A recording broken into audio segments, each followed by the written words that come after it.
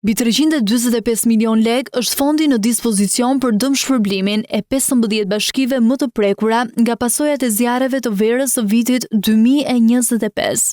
Ministri i Mbrojtjes Piero Vëngu zbuloi ndarjen për çdo njësi vendore e bërë në bazë të bilanceve që secila bashki ka hartuar për dëmet që lan pas.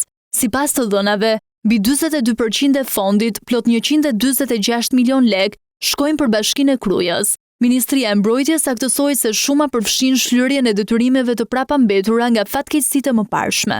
86,6 milion lek është fondi i dëmshpërblimeve për Gramshin, ku zjarret shkrumbuan ose dëmtuan 68 banesa sipas raporteve zyrtare lokale, mijëra hektar me pemë frutore apo bimë mjekësore dhe u bën shkak për ngordhjen e mbi 200 bagëtive.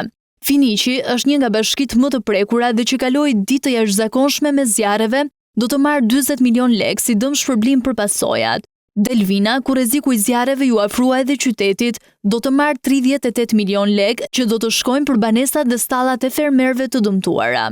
Për bashkinë Dibër, ku zjarret u zhvilluan kryesisht në zonën e parqeve të mbrojtura, do të marrë 10,5 milion lek, ndërsa Malësia e Madhe 6,6 milion lek. Maliqi do të marrë 1,2 milion lek për 2 banesa të djegura. Librazhdi për vetëm 0,2 milion lek, Tepelena 0,3 milion lek, Kuksi 0,6 milion lek dhe Hasi 0,7 milion lek, janë bashki që do të marrin më pak para nga fondi i dëmshpërblimit të zjarreve të verës.